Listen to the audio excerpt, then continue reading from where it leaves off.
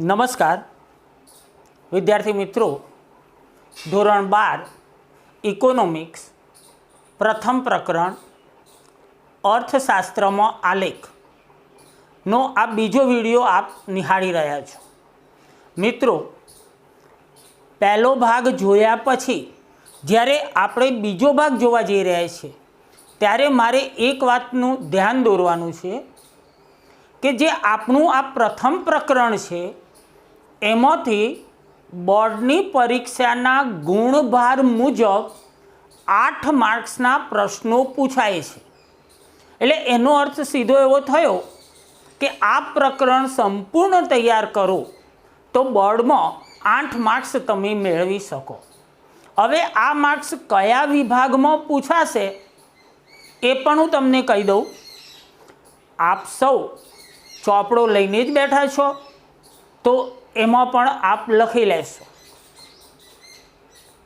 તો પ્રથમ બી વિભાગમાં એક પ્રશ્ન પૂછાશે। એટલે બી વિભાગ એ 1 માર્ક્સનો હોય છે અને એ બી વિભાગમાં 1 માર્ક્સનો પ્રશ્ન પૂછાય એટલે 1 માર્ક્સ તમને મળે, જેને આપણે એક વાક્યમાં જવાબ આપો એવું કહીએ છીએ। એ પછી સી વિભાગ આવશે અને સી વિભાગમાં 2 માર્ક્સના પ્રશ્નો આવે અને એમાં 2 પ્રશ્નો પૂછાય છે। એટલે 2 + 2 બરાબર 4 માર્ક્સ આવે। એટલે સી વિભાગમાં 2 પ્રશ્નો હોય પહેલા પાઠમાંથી, એટલે એના 4 માર્ક્સ આવે। અને ડી વિભાગમાં એટલે એ 3 માર્ક્સનો પ્રશ્ન હોય, શોર્ટ નોટ જેવો, અને એ એક પ્રશ્ન પૂછાય છે એટલે એના 3 માર્ક્સ આવે। ફરીથી મિત્રો, બી વિભાગમાં 1 માર્ક્સનો એક પ્રશ્ન પૂછાય એટલે 1 માર્ક્સ થયો। સી વિભાગમાં 2 માર્ક્સના 2 પ્રશ્નો પૂછાય એટલે 4 માર્ક્સ થયા। અને ડી વિભાગમાં 1 પ્રશ્ન પૂછાય પણ તેના 3 માર્ક્સ હોય, શોર્ટ નોટ જેવો હોય, એટલે કે 3 માર્ક્સ એ થયા। 1 + 4 + 3 બરાબર 8 માર્ક્સ તમને મળે। એટલે બીજું એવું તારણ તમે કાઢી શકો કે નિબંધલક્ષી એટલે કે 5 માર્ક્સનો લોંગ ક્વેશ્ચન પૂછાતો નથી। એ પછી આપણે જોઈએ તો દોસ્તો, આ વિડીયો બનાવવા પાછળનો મારો આશય કોઈ આર્થિક નથી, પણ જ્યારે તમામ મારા વિદ્યાર્થીઓ ઘરે બેસી રહ્યા છે ત્યારે ઘરે બેઠા અભ્યાસ કરી શકે એટલો જ મારો આશય છે। અને એ અભ્યાસ કરવા માટે આપ સૌ પ્રથમ મારી ચેનલને સબસ્ક્રાઈબ કરો। દોસ્તો, વિડીયો ગમે છે તો તેને લાઈક કરો અને આપણને મૂંઝવણતા કે કોઈ સારી વાત રજૂ કરવી હોય તો મારો નંબર આપણી પાસે છે, એમાં ડાયરેક્ટ જ મેસેજ અથવા ફોન દ્વારા આપ શ્રી મને વાત કરી શકો, તમારા પ્રશ્નનું સોલ્યુશન હું આપીશ। ગયા વખતે આપણે 3 પ્રશ્નો શીખ્યા છીએ। આકૃતિ એટલે શું, તેના ઉપયોગ; બીજો, આલેખ એટલે શું; અને ત્રીજો, આકૃતિ અને આલેખ વચ્ચેનો તફાવત। દોસ્તો, શરૂઆત છે એટલે હું વારંવાર તમને યાદ કરાવું છું કે જોડે જોડે તમે તૈયાર કરવાનું રાખજો।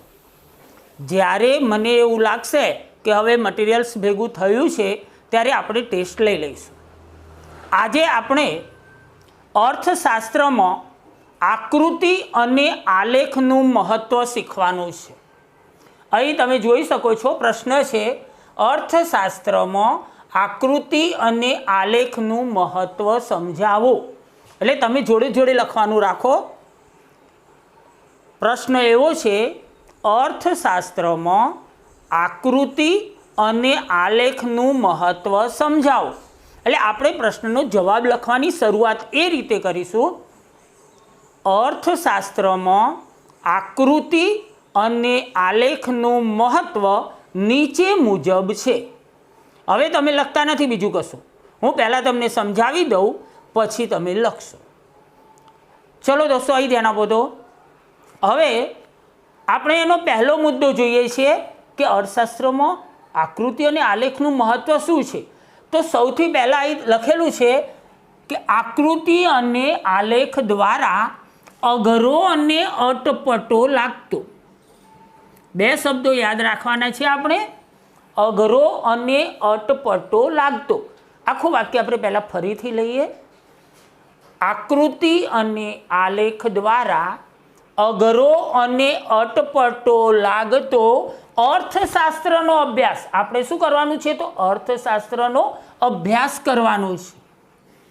એટલે અઘરો અને અટપટો લાગતો અર્થશાસ્ત્રનો અભ્યાસ કેવો બની જશે? સરળ અને સ્પષ્ટ બને છે. આખું વાક્ય ફરીથી લઈએ, તમને ખાલી જગ્યામાં પણ પૂછાઈ શકે. સરળ અને સ્પષ્ટ કેવો બને છે? તો સરળ અને સ્પષ્ટ. અર્થશાસ્ત્રનો અભ્યાસ કેવો છે? તો અઘરો અને અટપટો. એટલે આખું વાક્ય આકૃતિ અને આલેખ દ્વારા અઘરો અને અટપટો લાગતો અર્થશાસ્ત્રનો અભ્યાસ સરળ અને સ્પષ્ટ બને છે. દોસ્તો ટેવાઈ ગયેલા છો એટલે ફરી હજુ એકવાર બોલું. આકૃતિ અને આલેખ દ્વારા અઘરો અને અટપટો લાગતો અર્થશાસ્ત્રનો અભ્યાસ સરળ અને સ્પષ્ટ બને છે. હવે તમે લખો છો આકૃતિ અને આલેખ દ્વારા અઘરો અને અટપટો લાગતો અર્થશાસ્ત્રનો અભ્યાસ સરળ અને સ્પષ્ટ બને છે.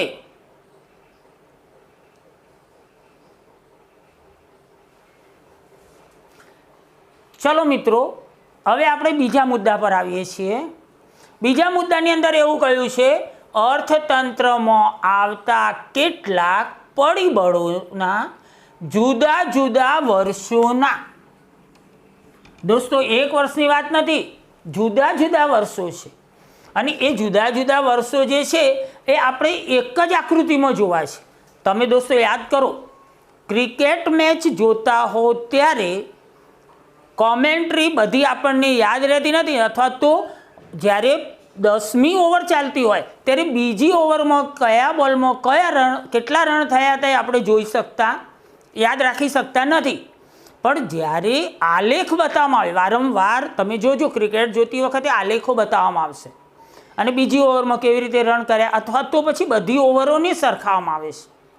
તો આપણને તરત જ યાદ આવે કે કઈ ઓવરમાં સૌથી વધારે રન લીધા છે અને કઈ ઓવરમાં સૌથી ઓછા. તો એ કેવી રીતે તરત જ બધી ખબર પડી ગઈ? તો એ આકૃતિ કે આલેખનું મહત્ત્વ છે દોસ્તો. તો અહીં અનેક વર્ષો હોય, જુદા જુદા વર્ષોની વાત કરી છે. તો ફરીથી જુઓ, અર્થતંત્રમાં આવતા કેટલાક પરિબળોના જુદા જુદા વર્ષોના વલણો સહેલાઈથી એક જ આકૃતિ કે આલેખમાં જોઈ શકાય છે. એટલે કયા વર્ષમાં કેટલે હતા આપણે એ સરળતાથી જોઈ શકો. એટલે વર્ષો જુદા જુદા હોય પણ આકૃતિ એક જ હોય છે. એટલે અહીં એવું કહ્યું, અર્થતંત્રમાં આવતા કેટલાક પરિબળોના જુદા જુદા વર્ષોના વલણો સહેલાઈથી એક જ આકૃતિ કે આલેખમાં જોઈ શકાય છે. એટલે જુદા જુદા વર્ષો એક જ આકૃતિમાં આપણે જોઈ શકીશું. એટલે હવે તમે લખી લો છો, બીજો પોઈન્ટ લખો. અર્થતંત્રમાં આવતા કેટલાક પરિબળોના જુદા જુદા વર્ષોના વલણો સહેલાઈથી એક જ આકૃતિ કે આલેખમાં જોઈ શકાય છે.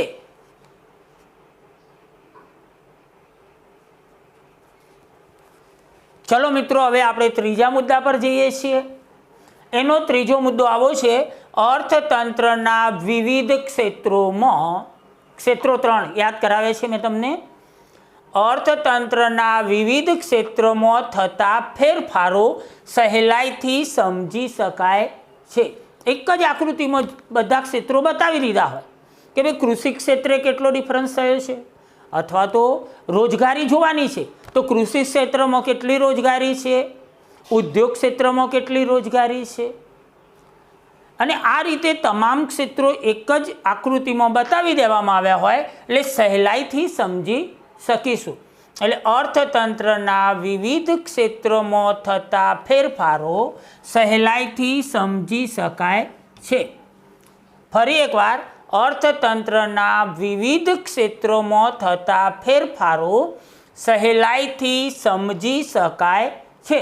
તમે નોંધ કરો છો, અર્થતંત્રના વિવિધ ક્ષેત્રોમાં થતા ફેરફારો સહેલાઈથી સમજી શકાય છે.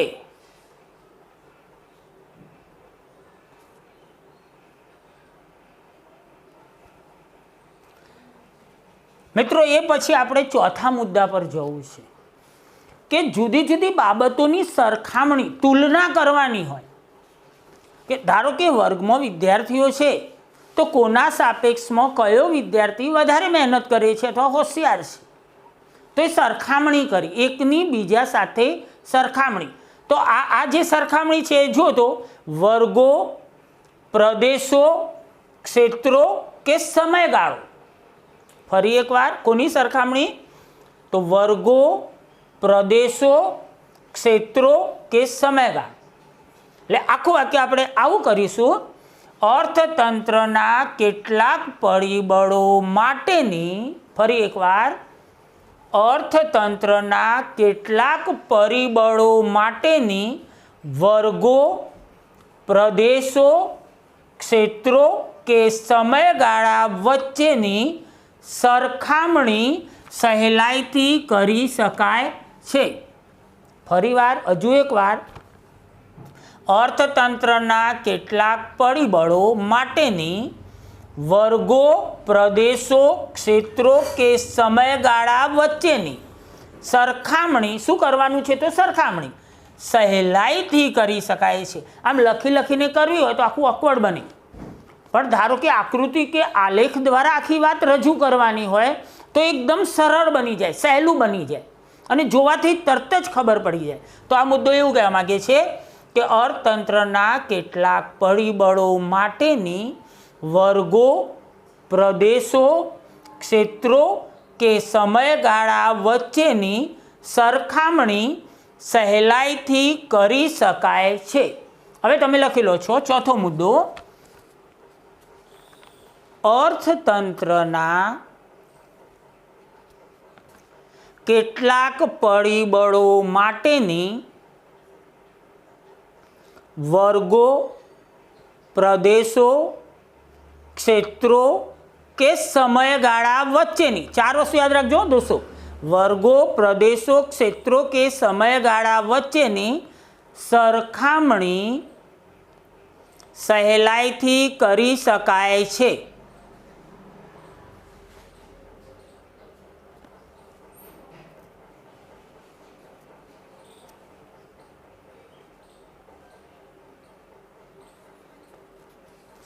હવે મિત્રો, આપણે પાંચમા મુદ્દા પર આવીએ છીએ: અર્થતંત્રના કેટલાક અઘરા સિદ્ધાંતો. કોની વાત કરી છે? સિદ્ધાંતોની. હવે સિદ્ધાંતો એટલે અઘરા હોય જ, પણ એને જો આકૃતિ કે આલેખ દ્વારા રજૂ કરવામાં આવે તો તે કેવા બની જશે? સ્પષ્ટ અને સરળ. ઉપર એ શબ્દ આવી ગયેલા છે, તો અહીં ધ્યાન આપો. તો અર્થતંત્રના કેટલાક અઘરા સિદ્ધાંતોની રજૂઆત સ્પષ્ટ અને સરળ બને છે. નોર્મલ વસ્તુ છે કે અઘરા સિદ્ધાંતોની રજૂઆત સ્પષ્ટ અને સરળ બને છે. હવે સિદ્ધાંતો કોના? તો અર્થતંત્રના. એટલે તમે લખી લો છો, પાંચમો મુદ્દો તમે લખો છો: અર્થતંત્રના કેટલાક અઘરા સિદ્ધાંતોની રજૂઆત સ્પષ્ટ અને સરળ બને છે. લખાઈ ગયું હશે મિત્રો। હવે આપણે છઠ્ઠા અને છેલ્લા મુદ્દા પર જઈએ છીએ। લખનાર અને વાંચનારનો સમય અને શક્તિ બચે છે। બે વસ્તુ બચશે, સમય અને શક્તિ। કેમ? તો બધા દાખલા તરીકે વર્ષોની વાત હોય કે પછી વર્ગો, પ્રદેશો, ક્ષેત્રો કે સમયગાળાની વાત હોય, એક જ આકૃતિમાં બધું બતાવી દેવાનું છે। એટલે એક જ આકૃતિમાં બતાવી દઈએ છીએ એટલે વધારે આકૃતિઓ બનાવવી પડતી નથી અથવા વધારે લખાણ કરવું પડતું નથી। એટલે એનો અર્થ એ થયો કે સમય બચ્યો। સમય બચ્યો એટલું જ નહીં, એના પાછળ બધું બનાવવા પાછળ જે શક્તિ વેડફાતી હતી એ પણ આપણે બચાવી શકીએ છીએ। એટલે આપણે એવું કહી શકીએ કે આકૃતિ કે આલેખથી લખનાર અને વાંચનારનો સમય અને શક્તિ બચે છે। એટલે દોસ્તો તમે આગળ એક શબ્દ વાપરી દેજો। અહીંયા છઠ્ઠો મુદ્દો લખો ત્યારે કે આકૃતિ અને આલેખથી લખનાર અને વાંચનારનો સમય અને શક્તિ બચે છે। તો લખો છો તમે છઠ્ઠો મુદ્દો અને છેલ્લો મુદ્દો લખો છો। લખનાર અને વાંચનારનો સમય અને શક્તિ બચે છે। ચલો લખાઈ ગયું હશે। ફરી એકવાર દોસ્તો એકદમ શોર્ટમાં તમને યાદ કરાવી દઉં। આપણે અર્થશાસ્ત્રમાં આકૃતિ અને આલેખનું મહત્ત્વ એવો મુદ્દો શીખીએ છીએ। તો એમાં પહેલું એવું કહ્યું, આકૃતિ અને આલેખ દ્વારા અઘરો અને અટપટો લાગતો અર્થશાસ્ત્રનો અભ્યાસ સરળ અને સ્પષ્ટ બને છે। એટલે આમાં આટલું જ યાદ રાખવાનું છે, અઘરો અને અટપટો, સરળ અને સ્પષ્ટ। અઘરો અને અટપટો છે તે અભ્યાસને આપણે કેવો બનાવી દેવાનો છે? સરળ અને સ્પષ્ટ। કોના દ્વારા? તો આકૃતિ અને આલેખ દ્વારા। ચલો બીજો મુદ્દો જોઈએ। અર્થતંત્રમાં આવતા કેટલાક પરિબળોના જુદા જુદા વર્ષોના વલણો સહેલાઈથી એક જ આકૃતિ કે આલેખમાં જોઈ શકાય છે। આપણે વર્ષો અગત્યની વાત છે, સમયગાળો જેને કહીએ છીએ। એટલે તમારે વર્ષો એવું જ યાદ રાખશો એટલે એના પરથી આખો મુદ્દો તમારે બની જશે કે જુદા જુદા વર્ષોના વલણો સહેલાઈથી એક જ આકૃતિ કે આલેખમાં જોઈ શકાય છે। ત્રીજો મુદ્દો છે વિવિધ ક્ષેત્રોનો છે અને વિવિધ ક્ષેત્રોમાં શું થશે? તો ફેરફારો થતા જ રહેશે।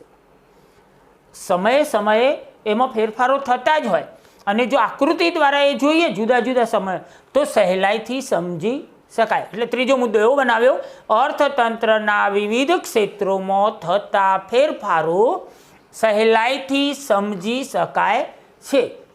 ચોથો મુદ્દો, ચાર વસ્તુ યાદ રાખવાનું છે, વર્ગો, પ્રદેશો, ક્ષેત્રો અને સમયગાળા, અને એના વચ્ચે શું કરવાનું છે? તો સરખામણી કરવાની છે અને એ સરખામણી આપણે આકૃતિ કે આલેખ દ્વારા સહેલાઈથી કરી શકીએ। એટલે એવું કહ્યું, અર્થતંત્રના કેટલાક પરિબળો માટેની વર્ગો, પ્રદેશો, ક્ષેત્રો કે સમયગાળા વચ્ચેની સરખામણી સહેલાઈથી કરી શકાય છે। પાંચમો મુદ્દો, અર્થશાસ્ત્રના સિદ્ધાંતો કેવા છે? તો અઘરા છે અને આકૃતિ કે આલેખ દ્વારા આપણે એનું શું કરી શકીએ? તો સ્પષ્ટ અને સરળ બનાવી શકીએ। એટલે આપણે એવું લખ્યું, અર્થતંત્રના કેટલાક અઘરા સિદ્ધાંતોની રજૂઆત સ્પષ્ટ અને સરળ બને છે। અને છેલ્લો મુદ્દો આપણે એવો લખ્યો, સમય અને શક્તિનો બચાવ। તો આકૃતિ અને આલેખથી લખનાર અને વાંચનારનો બંનેનો, આકૃતિ દોરી હોય એનો અને જે જોઈએ છે એનો, બંનેનો અભ્યાસ કરે છે એનો, બંનેનો, એટલે લખનાર અને વાંચનારનો સમય અને શક્તિ બચે છે। એટલે આ પ્રશ્ન આપણે અહીં પૂરો કરીએ છીએ। મિત્રો, અર્થશાસ્ત્રમાં આકૃતિ અને આલેખનું મહત્ત્વ શીખ્યા પછી આપણે એકદમ એક નાનો પ્રશ્ન કે આકૃતિના પ્રકારો જણાવો।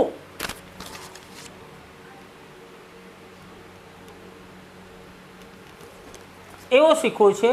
તો ક્યારેક આપણને એવું પૂછે બી વિભાગમાં કે આકૃતિના પ્રકારો કેટલા છે, તો 6. કુલ કેટલા પ્રકારો છે?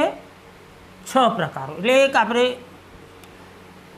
માત્ર કેટલા છે એવો પ્રશ્ન પૂછે તો 6 જ લખવાના છે. પણ આકૃતિના પ્રકારો જણાવો એવો પ્રશ્ન આવી જાય, બી વિભાગમાં આવે અથવા સી વિભાગમાં આવે. સી વિભાગમાં આવે તો 2 માર્ક્સ મળે. એટલે મેં કહ્યું હતું કે બી, સી અને ડી 3 વિભાગોમાં પ્રશ્નો પૂછાશે. બીમાં 1, સીમાં 2 પ્રશ્નો અને ડીમાં 1. એટલે ધારો કે એવું પૂછાયું કે પ્રકારો જણાવો, તો પહેલું છે ચિત્રાકૃતિ, ચિત્ર વત્તા આકૃતિ એટલે ચિત્રાકૃતિ. બીજું છે છૂટાછવાયા બિંદુઓ અથવા વિકિરણ દર્શાવતી આકૃતિ. છૂટાછવાયા પેલા બિંદુઓ આપેલા હોય અને એને આપણે કોઈ આકૃતિ બનાવીએ એટલે છૂટાછવાયા બિંદુઓ અથવા વિકિરણ દર્શાવતી આકૃતિ. ત્રીજું છે સમય આધારિત અથવા અન્ય પરિબળ આધારિત રેખા આકૃતિ. એકલું રેખા આકૃતિ લખો તો પણ ચાલે. એટલે અહીં આપણે રેખા આકૃતિ ભણવાની છે. વર્તુળ આકૃતિ, સ્તંભ આકૃતિ. સ્તંભ આકૃતિ આ પ્રકારની આવશે જે આપણે આલેખ દોરવાના છીએ.